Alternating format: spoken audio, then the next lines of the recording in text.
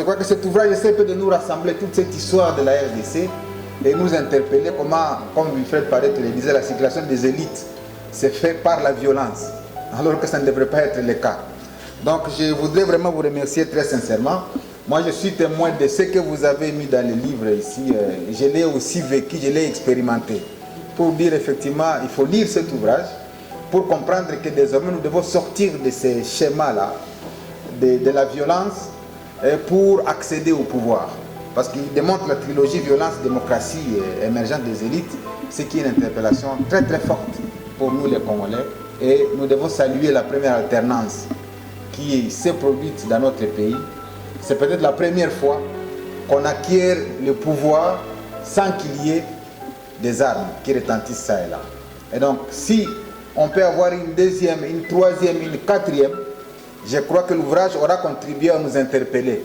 Pour dire désormais, ne faites pas ça. Par la violence, ne pensez pas continuer à obtenir des postes. Sinon, le pays va s'engouffrer davantage et les générations qui sont en train de monter ne vont pas savourer les bienfaits de ce que nous on aura fait. Avant toute chose, je tiens à exprimer ma joie de porter sur les faux baptismaux cet ouvrage de l'esprit qui tente de démontrer comment, selon le dire du préfacier, le professeur Émile Bongeli, la violence jalonne l'histoire de la RDC, qui est né de la violence, a vécu de la violence, a été nourri de la violence et continue de survivre de la violence.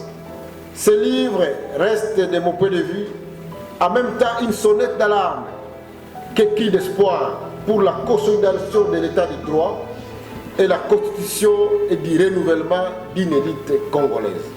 Et pour cela, l'un des moyens par excellence reste une éducation de qualité.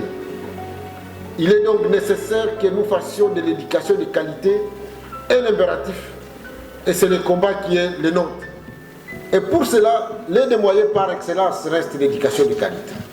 Je voudrais terminer en recommandant vivement la lecture de cet ouvrage à tous les décideurs politiques, à tous les acteurs sociaux de notre pays, à tous les chercheurs, mais aussi aux membres de la société civile, aux étudiants, aux apprenants, qui veulent avoir une lecture critique de l'histoire de la construction de l'État et de la constitution des élites en République démocratique du Congo. Et je voudrais surtout recommander la lecture de ce livre parce qu'elle nous relate l'histoire récente. Vous savez qu'à l'école aujourd'hui, nous n'enseignons que l'histoire ancienne, la colonisation, l'indépendance. Même notre hymne national ne parle que de l'indépendance, comme si dans ce pays, il n'y a eu que la lutte pour l'indépendance. On a oublié toute la résistance. On ne parle pas de toute la résistance, par exemple, contre les rébellions, contre l'agression étrangère, la constitution des mouvements Maïmaï. On n'en parle pas assez alors que ce sont les vraies résistances armées faites par les enfants de ce pays qui ont défendu notre pays. S'il est encore aujourd'hui uni, c'est parce qu'il y a des gens qui ont refusé qu'ils soient balkanisés. On n'en parle pas. Je crois donc que tous les professeurs de sciences politiques et d'histoire qui sont avec nous ici, c'est l'occasion, dans le cadre de la constitution des programmes de cours d'histoire, qu'on intègre aussi l'histoire récente de la République démocratique du Congo. San City, les rébellions, aussi, qu'on en parle aussi.